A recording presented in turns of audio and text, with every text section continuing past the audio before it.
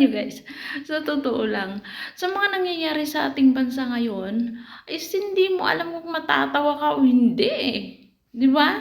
Kasi biruin niyo, mayroon pa talaga mga tanga, no? Na mga klaseng ub-ub na tao na binubudol na nga tayo, pinagtatanggol pa nila. Diyos ko naman, gising-gising naman pag may time. Huwag yung lagi tayo naka-high. Diyos ko ah.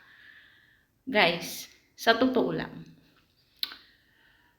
magpakatotoo na tayo sa sarili natin. Alam niyo kung bakit? Hindi lang mangilan-ilan ang nakasalalay dito, kung hindi buong Pilipinas, kung hindi tayong lahat ng mga nasalaylayan. Walang problema sa mga nagpakaupo na yan na mga kurakot kasi marami na silang pirang nakurap sa ating kaban ng bayan. Sino ang kawawa dito sa mga isyu na to? Tayo. 'Di ba? Tayo yung kumakayod araw-araw para makakain. Guys, bawat kayod natin, bawat bili natin, bawat hakbang natin na konektado sa pira, tax natin yon. Kaya kayo, sa totoo lang, para sa akin, opinion ko lang naman hindi sa pagiging bias ha. Real talk na ito. Ba't ako mananatili sa isang tao kung supporters man ako, kung mali na ang kanyang ginagawa? Wala ba akong karapatan kumalas? O di ba? Hindi natin kailangan manatili na porque binuto natin siya o whatsoever, na alam natin na mali na ang ginagawa, mananatili pa rin tayo. Siguro, pag gano'n ang ginawa mo, nakakatawa ka. Kasi alam mo kung bakit? Parang sinabi mo na rin sa sarili mo at inamin mo na rin sa sarili mo na isa kang ub-ob, tanga, walang jutak. Ay naku, nagpapaka-juju pa or nagpapaka-ub-ub pa forever. 'Di ba? Kaya kayo dyan, at saka ito pa, yung mga nagsasabi dyan na ako'y trolls, ako'y bayaran, mahiya-hiya naman kayo sa mga sarili nyo. At ito'y organic. Organic na organic ito. At hindi ito bayaran.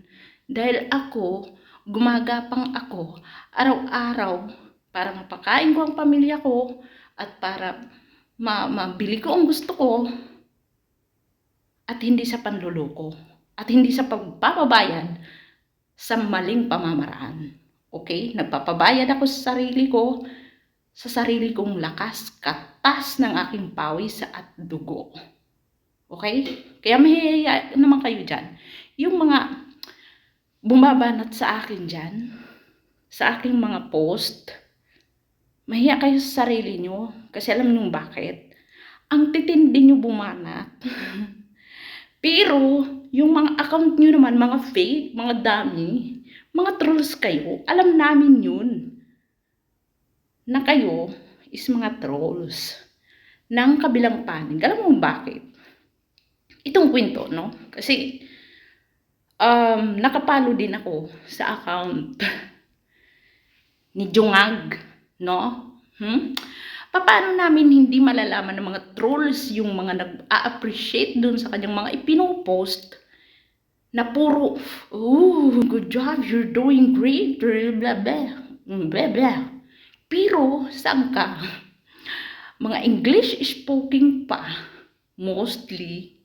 At pag ichinik mo yung mga account, may ilan lang na followers, mayroon 100 plus, tapos lahat pati doon kay Gitanas sa kanyang Jowawern, si Gitanas, yung mga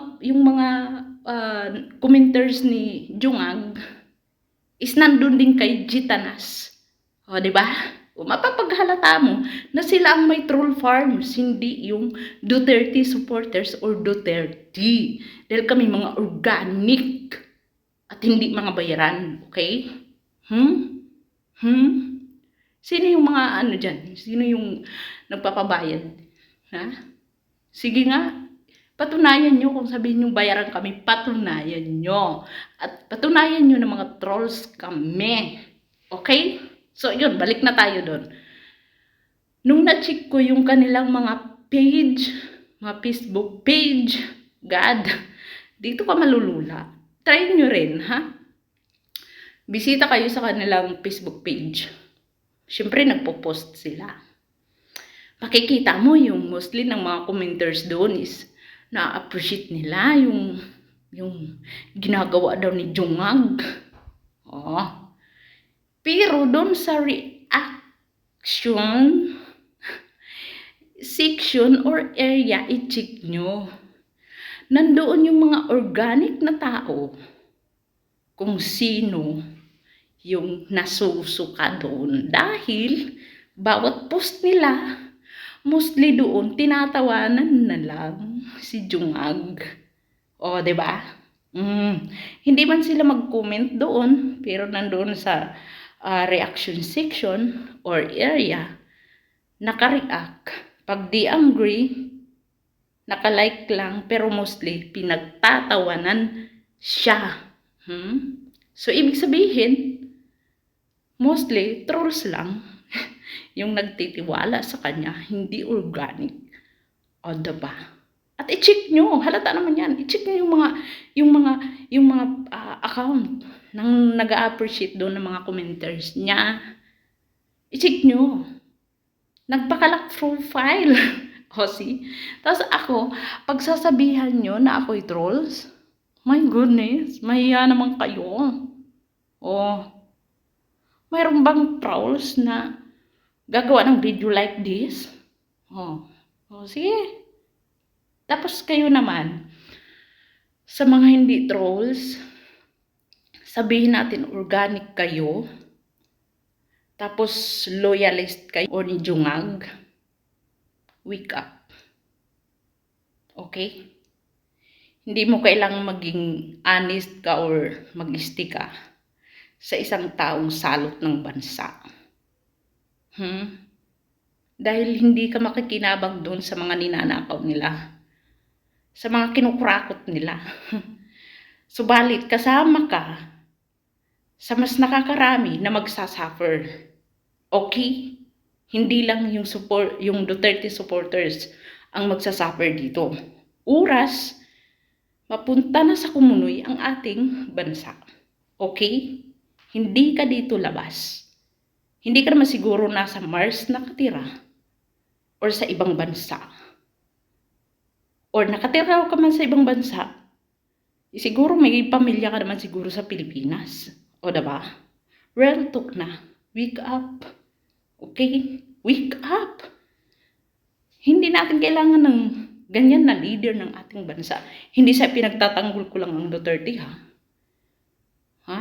Okay? Nasa tamang katotohanan tayo. Hindi natin kailangan mag-stay sa isang sinungaling at kawatan or salot sa ating bansa. Dahil kung ano ang ninanakaw nila sa kaban ng bayan, hindi tayo dyan makikinabang, hindi tayo papartihan doon, bagkus, kasama ka sa maghihirap.